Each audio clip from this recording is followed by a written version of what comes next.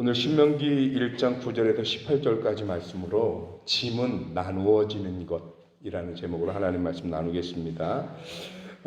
어저께 말씀드린 것처럼 신명기는 모세가 이스라엘 백성들에게 자기의 삶과 경험을 정리하듯이 마치 고별설교처럼 이스라엘에게 이렇게 전해주는 얘기거든요. 그러다 보니까 과거를 회상하는 그런 느낌, 그런 표현을 많이 씁니다.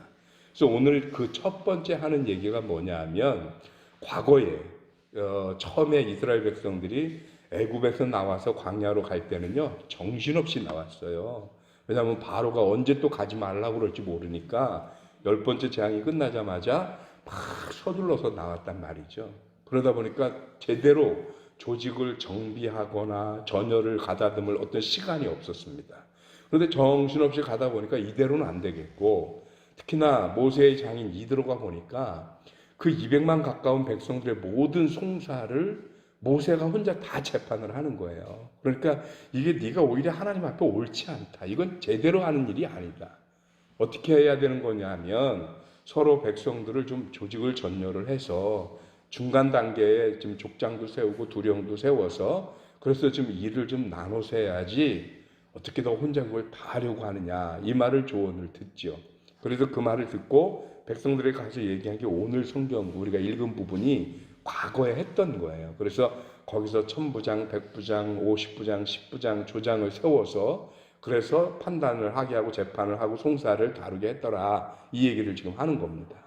이 얘기를 하면서 모세가 하고 싶은 속에 담겨진 뜻이 있어요. 겉으로는 그렇게 말하지만 모세가 거기에 담은 메시지가 뭐냐면 첫 번째, 믿어줘서 고맙다. 내가 이렇게 제안을 했을 때 그것에 대해서 이스라엘 백성들이 누구도 반대를 하거나 누구도 저희를 의심하거나 하지 않고 믿어줘서 고맙고, 두 번째는 뭐가 고맙냐면 그때 이렇게 나 혼자 감당할 수 없어서, 모세가 오늘 출발이 9절에도 그렇게 하잖아요. 나 혼자 이 일을 감당할 수 없어서 이렇게 출발하는데, 그 일을 감당할 수 없을 때 그때 각 지파의 두령들과 그리고 천부장, 백부장, 십부장 이렇게 나서 주어서 같이 일을 도와줘서 그래서 고마웠다, 이 얘기를 하는 겁니다. 그렇게 같이 돕지 않았더라면 지금 40년 동안 이렇게 와서 가나안의 목전에 이르기까지 이스라엘이라고 하는 나라와 민족이 제대로 오기가 힘들었을 것 같아요. 그래서 같이 도와줘서 고맙다라고 하는 말이고요. 그리고 마지막 당부가 뭐냐, 그렇게 서로가 도우면서 무거운 짐과 힘든 일들을 감당하면서 여기까지 온 것처럼 앞으로도 그랬으면 좋겠다라는 겁니다. 여러분, 우리가 과거를 기억하는 이유 또는 역사를 잊지 않는 이유가 뭡니까? 우리는 그 과거의 경험을 통해서 미래는 과거보다는 나은 모습으로 그려야 하기 때문에, 과거에 이런 일이 있었어 이걸로 끝나면 안 되잖아요. 과거에 이런 일이 있었으니 미래는 이렇게 갔으면 좋겠다라는 게 있어야 되잖아요. 그러니까 모세가 지금 옛날 얘기를 하는 얘기는 그냥 단순히 회상하고 추억하자는 목적은 아닌 거죠. 과거 우리가 그 신뢰를 가지고 여기까지 올 수 있었으니 이제 앞으로 가나안 땅에 들어가게 되면 이제는 정착을 하면서 더 이상 뭐 비상시 이동하고 전쟁시 이런 개념이 아니고, 이제는 정착해서 뿌리를 내리고 어엿한 나라를 세우고 국가의 모습을 갖춰가려면, 그러면 지금처럼 우리가 서로 일을 나누고 짐을 나누어진 것처럼 그렇게 앞으로도 서로 의지하고 짐을 나누어져야 한다라는 것입니다. 그러기 위해서 절대적으로 필요한 게 하나 있습니다. 그게 뭐냐면 상호 간의 신뢰입니다. 신뢰. 제가 예전에 교회에 복사기가 없었던 시절에 누가 복사기를 하나 주면 가져가겠냐고 전화가 왔어요. 그래서 아유 감사하죠. 그랬더니 근데 목사님 이게 구형이라 되게 무거워서 3사람 이상 와야 겨우 들을 수 있을 겁니다. 그래 가봤더니 225kg짜리예요. 복사기가. 옛날에 왜 초창기 때 이딴 많은 거 나오는 거 있잖아요. 냉장고만한. 근데 복사는 한 개밖에 안 되는 그 모델인 거예요. 그래서 갔어요. 가질러 친구들을 데리고. 그래서 그거를 차에다 싣고 내리고 해야 되는데 실을 때까지는 잘 실었어요. 근데 문제는 내릴 때가 더 힘들더라고요. 이게 힘쓰기가 애매해서. 그러니 저는 이 복사기를 보호하고 싶은 마음에 제가 밑에 있었고, 저희 데리고 간 친구하고 청년이 위에 있었고, 근데 이 친구들이 같이 이걸 해야 되는데 내리다가 무겁다고 손을 놔버렸어요. 그리고 제가 손이 밑에 땅에 쾅 찌면서 복사기에 쪘어요. 저는 비인 게 아니고 터져서 살이 찢어지는 거 그날 처음 경험해 본 것 같아요. 그래서 지금도 여기 흉터가 있는데 살이 막 뚝 찢어졌어요. 그래서 병원에 갔더니 세 바늘만 꼬매자고 그러더라고요. 그냥 여기는 손바닥이라 그냥은 안 아문다고 꿰매야 된다고. 근데 선택을 하래요. 마취를 하고 꿰맬 수 있는데 그러면 한 3개월 가고, 마취를 안 하고 꿰매면 2주면 된다는 거예요. 그래요? 그럼 마취 안 하고 꿰매겠습니다. 그래서 마취를 안 하고 세 바늘을 꿰맸어요. 얼마나 후회했는지 몰라요. 그 말 해놓고 마취하고 잘 꿰매고.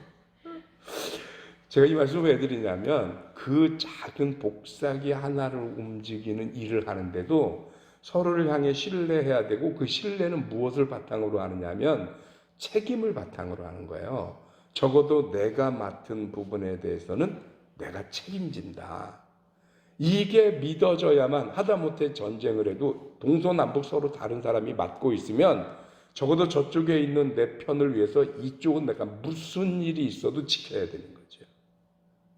이 책임의식을 바탕으로 한 신뢰가 있어야, 그래야 일은 나누어서 하고 그 짐은 서로 나누어질 수 있는 겁니다. 지금 모세가 지금 이스라엘 백성에게 이거를 가장 첫 번째로 하는 말인 거예요. 그 말이 뭐냐면 일을 나누어서, 짐은 나누어서 지자. 이 얘기는 서로 신뢰해라, 서로 책임져라, 이 말을 하는 겁니다. 여러분, 이 말씀이 오늘날 교회들에게 굉장히 중요한 의미를 갖는 말씀인 것 같습니다. 오늘날 교회도 마찬가지입니다. 교회가 사람이 모이고 숫자가 많아지면 자연스럽게 교회는 조직을 갖게 되죠.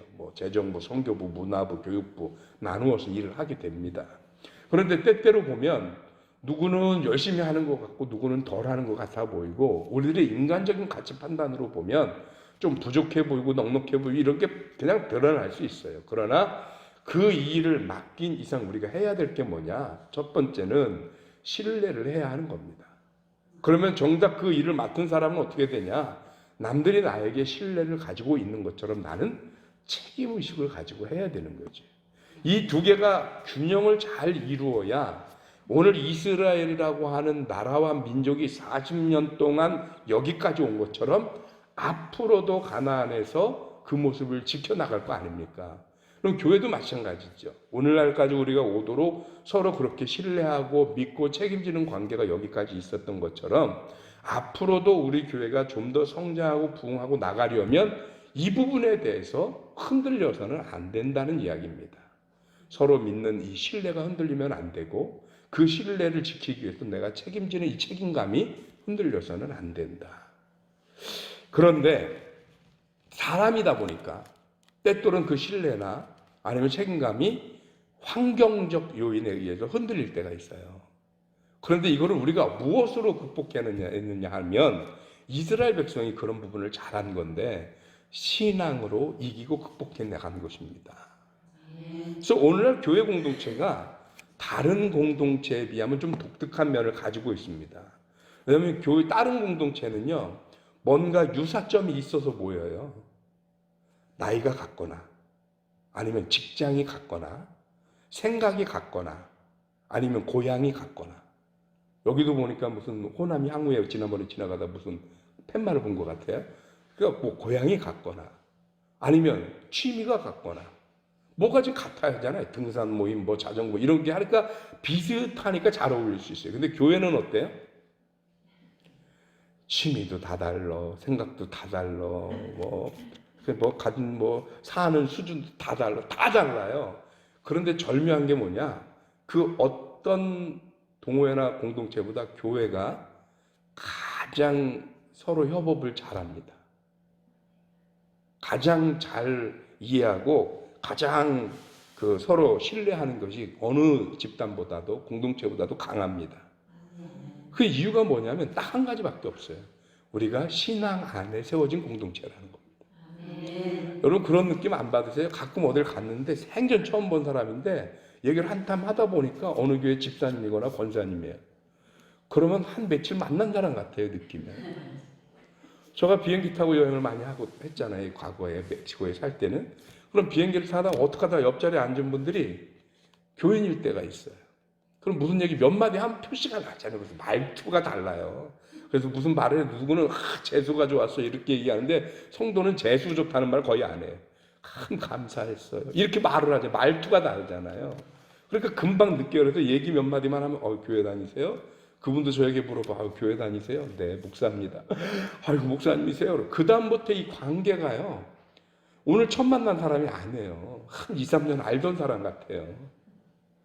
희한하죠. 이유는 한 가지밖에 없습니다. 우리가 예수를 믿는다는 것. 결국 성도들의 신뢰는 어디서 오느냐? 그 신앙을 바탕으로 오는 겁니다. 인간적인 신뢰가 아니라는 거예요. 교회의 신뢰는. 신앙 안에서, 믿음 안에서 하나님을 믿는 믿음의 바탕 위에 가지고 있는 신뢰이기 때문에 이 신뢰의 견고함은 나의 성실함이나 나의 충직함이 아니라 하나님을 향한 믿음에서 나온다는 것입니다. 이게 교회 공동체의 신뢰가 세상 것과 다른 이유입니다. 그래서 이 신뢰 위에서 우리 교회가 앞으로 가야 할 길에 서로가 서로의 짐을 나누어지고 마음을 같이 하고 서로 봉사를 하고 섬기고 나누고 선교를 할 때 이게 서로 나뉘어져서 해야지 누구는 하고 누구는 구경하고 이러면 의미가 없다라는 겁니다. 그렇게 나누어지는 공동체가 건강한 공동체고 이스라엘이 이때 출범해서 지금까지 저 나라를 유지하듯이 그 나누어지는 짐을 지기 위해서 서로를 향한 믿음과 신뢰, 이거는 나라를 오랫동안 강건하게 하는 거거든요. 오늘날 우리 교회가 하나님 앞에 이런 교회의 공동체로 다시 섰으면 좋겠습니다. 서로를 신뢰하고 그 신뢰한 것에 대해서 책임질 줄 알고 무엇보다도 그게 인간적 감정의 신뢰가 아닌 예수 그리스도 안에서 믿음 안에 믿음 위에 세워지는 신뢰가 되어지길 주님의 이름으로 축원합니다. 기도하겠습니다. 하나님 고맙습니다. 그 신은혜 허락하셔서 오늘 우리로 하여금 모세의 당부를 다시 한번 기억하면서 우리 교회가 서로 신뢰하고 일을 나누어지며 십자가를 나누어지는 믿음의 공동체가 되기를 소원합니다. 하나님, 그러기 위해서 인간적인 감정과 열심으로 해봤자 그리 오래가지 못하는 것을 너무나 잘 알기에 우리들이 하나님을 믿는 그 믿음 안에서 예수 그리스도의 그 놀라운 은혜 안에서 서로를 믿고 신뢰하고 책임지는 그 아름다운 교회 공동체를 세우게 하시고 그래서 그 어느 때보다 건강하게 그 어느 때보다 소망이 있게 아름다운 교회를 세워나가는 하나님의 귀한 백성들 되게 하여 주옵소서. 이를 위해 우리가 해야 할 것은 먼저 하나님과 돈독한 관계를 굳건히 해나가는 것입니다. 우리의 믿음이나 신앙이 변질되거나 흔들리지 않게 하여 주옵시고 그 믿음으로 서로를 신뢰하고 존중하면서 건강한 교회, 하나님이 기뻐하시는 교회를 세워나갈 수 있도록 주님 함께하여 주시옵소서. 코로나 전국이 자꾸 교회를 통해 전파되는 것이 너무나 속상하고 안타깝습니다. 하나님 하루속히 그 얘기가 꺾이게 하여 주시옵시고 이제 코로나로부터 교회만 아니라 이 나라와 온 세계가 자유로워질 수 있도록 그 돌파구를 허락하여 주시옵소서. 주님의 도우심이 함께 하실 줄 믿사옵고 예수 그리스도 이름으로 기도하옵나이다. 아멘.